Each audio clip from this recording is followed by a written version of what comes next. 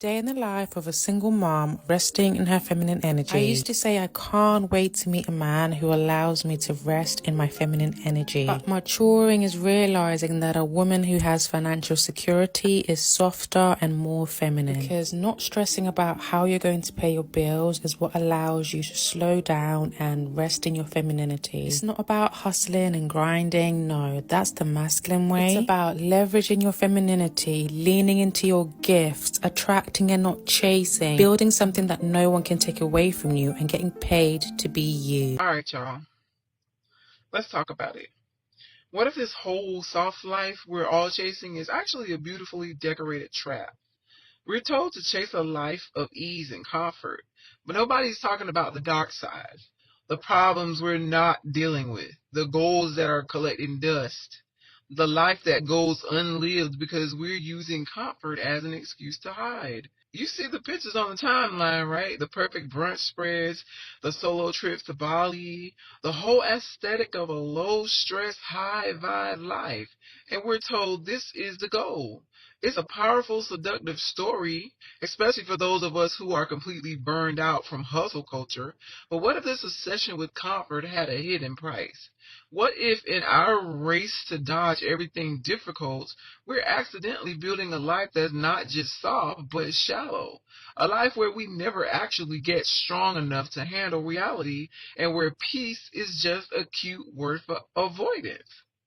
Today, we're pulling back the curtain on the soft life, but to get real about it and to figure out what it really takes to build a life of genuine, earned ease. Now, before I start throwing shade, let's be real and give credit where it's due. The soft life movement didn't just pop out of nowhere. It showed up as this necessary, powerful rebellion against a culture that treated burnout like a badge of honor. For years, the narrative was rise and grind. Success, it meant sleeping less, juggling a million side hustles, and basically sacrificing our sanity at the altar of productivity. That hustle culture left millions of us, especially people in marginalized communities, feeling tired, undervalued, and about to snap. The pressure was real. This constant feeling that our worth was tied to how much we could produce. And then, like a breath of fresh air, the soft life went mainstream. Let's give flowers where they belong. The ideal, it came from the Nigerian influencer community and was amplified by Black women who presented this radical new idea. A life defined by ease and peace, not struggle. The message was revolutionary. You are worthy of rest. You deserve a life that actually feels good. You have every right to protect your peace and set boundaries. For so many, especially for Black women who have always been expected to be the strong ones who can handle anything,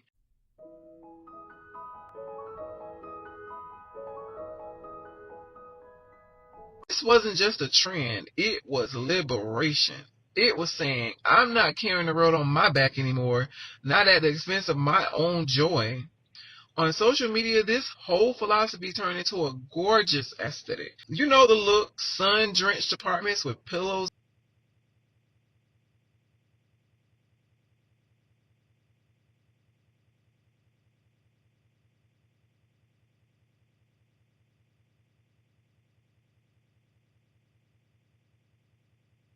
that have never known a single wrinkle. Lazy mornings with expensive coffee, spontaneous vacations, and just this general vibe of effortless fabulousness. And who wouldn't want that? It's the perfect answer to a generation that's sick and tired of being told that we have to suffer to be worthy. The soft life gives us permission to finally breathe. It's an enchanting, beautiful myth.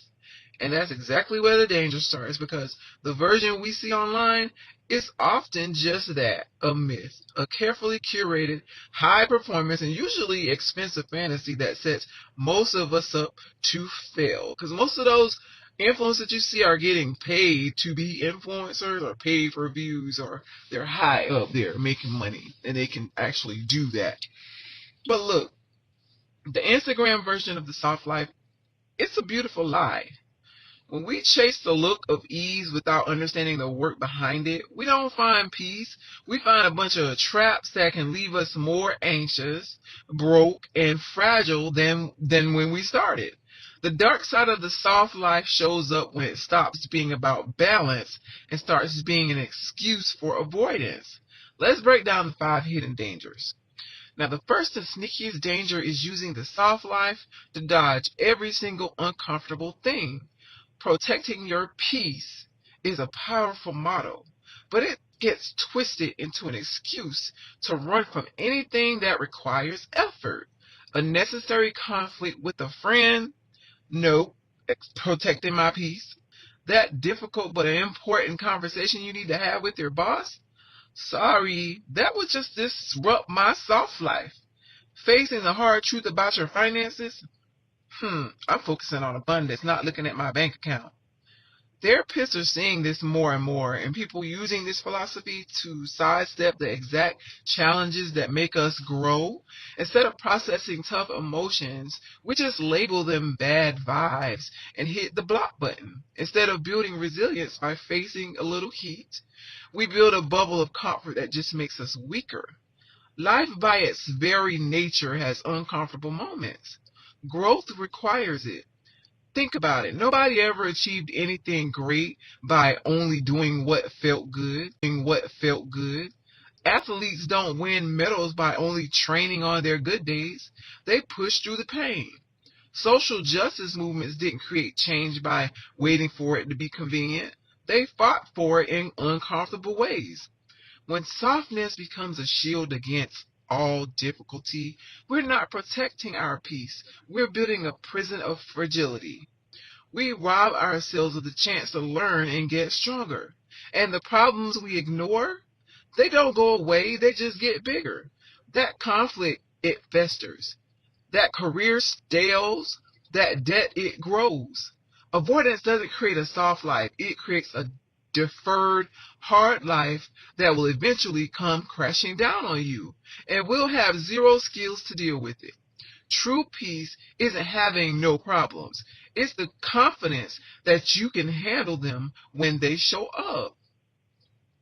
Now this leads right to danger number 2, ditching your responsibilities and your dreams. A misunderstood soft life can sound like a permanent vacation from adulting. It whispers, if it feels like hard work, it's not for you.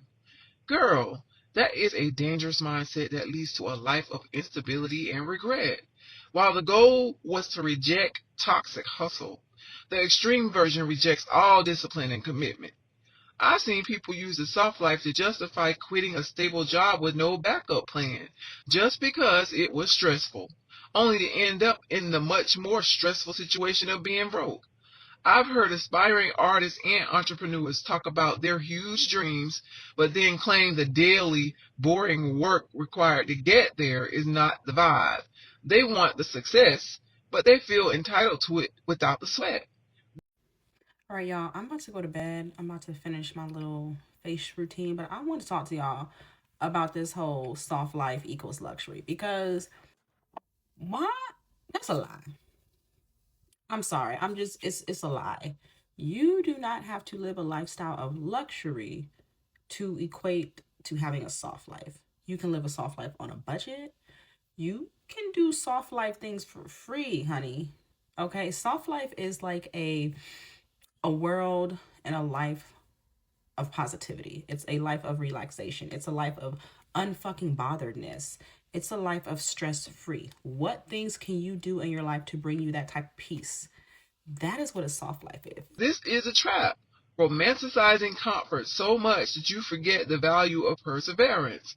A life without challenge is a life without meaning.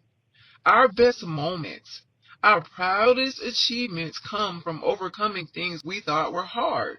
When we use the soft life as a hall pass to quit on our goals whenever it gets tough, we're choosing a smaller, less interesting life. We become spectators instead of players. We stay in our comfort zone until it becomes a stagnation zone. Are you learning anything new? Are you pushing yourself? Or are you just safe?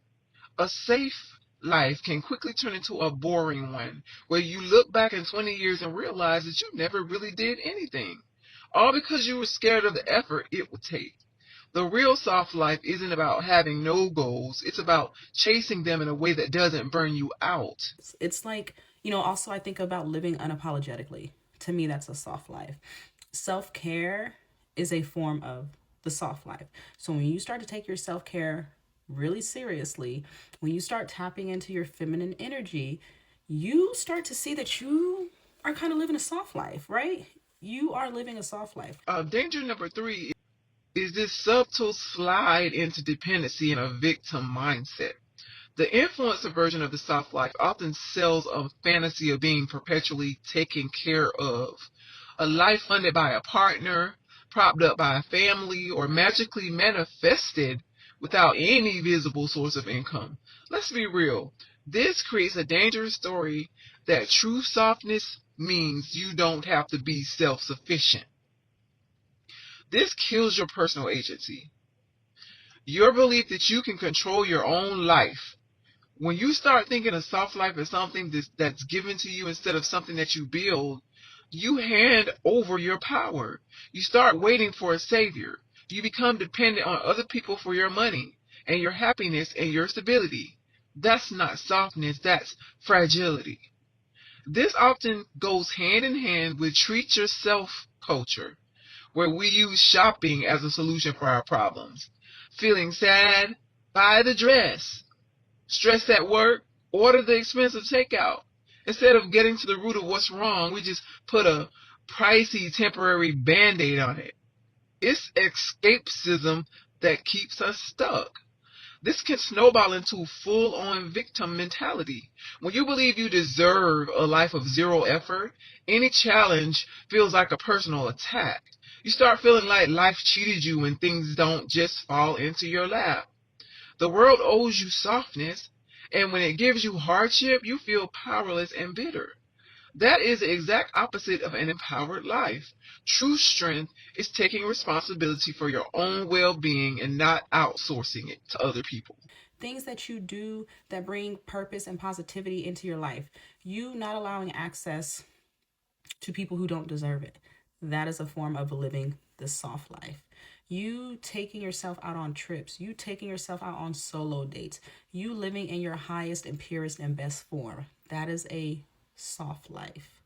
Stop letting these influencers tell you that you have to be wealthy and do luxurious things and have the most luxurious clothes and bags and all this freaking nonsense to live a soft life. Now, if that's what you want to do, that's cool. Influencer might just say, if it doesn't bring you peace, get rid of it. That black and white thinking is so dangerous because it ignores all the nuances and the potential for growth. Relationships and careers and big projects all have hard phases. Those moments of friction are often where the real problem happens. By hitting the eject button every time things get tough, we never build resilience and we never create anything that lasts. Quitting a stable job with no savings, it doesn't lead to a soft life. It leads to panic and poverty. Ending a good relationship at the first sign of real trouble, it doesn't lead to peace. It often leads to a cycle of loneliness. These impulsive choices made for a quick hit of comfort can blow up our lives and create way more hardship in the long run. I'm a retail addict, okay? But that doesn't mean that you have to do those things to live in your soft girl era or your soft life era. Taking care of yourself is a form of the soft life. Maintenance days, soft life. Staycations, soft life. Buying that bag, soft life. Going to get a massage, soft life. A spa day, soft life. Those nice bubble baths with your wine in your favorite book or your favorite show, soft life. Like, it's all a version of the soft life era. You don't have to have money. You don't have to live in the most expensive house. You can live in an apartment. Like, all these types of things that these people are selling to you, acting like you need to change your whole lifestyle up to live in the soft girl era. Please. And finally, Danger number 5, the intense pressure to perform a state of perfect happiness 24/7. On social media, the soft life isn't just a feeling, it's a look. It's a constant performance of ease and perfection. And this creates a toxic idea that a good life is a life with no negative emotions. We start to feel guilty or ashamed anytime we feel stressed, sad, or anxious. We think, I'm supposed to be living a soft life, so why do I feel like this? I must be doing it wrong. This pressure to bottle up normal human emotion is terrible for our mental health. Studies show that chasing happiness all the time can actually make you less happy because you're constantly disappointed by the gap between the perfect idea and your real life. We hide our struggles pretending everything is perfect to keep up the soft brand. It's exhausting and it's lonely. It stops us from getting help when we need it and from making real connections because real connections is built on being vulnerable, not perfect. It's a gilded cage. You're surrounded by pretty things, but you're not allowed to feel anything that's real. The truth is, a full life has a full range of emotions. Sadness tells you what you care about. Anger, it tells you when a boundary was crossed. Anxiety is a signal to pay attention. Numbing all of that for an aesthetic is disconnecting from your own internal GPS. So if the popular version of the soft life is a trap, what are we supposed to do? Just throw the whole idea away and go back to the grind? Girl, no, absolutely not. The original spirit of the soft life, as a rebellion against burnout and a focus on well-being, is more important than ever before. Please.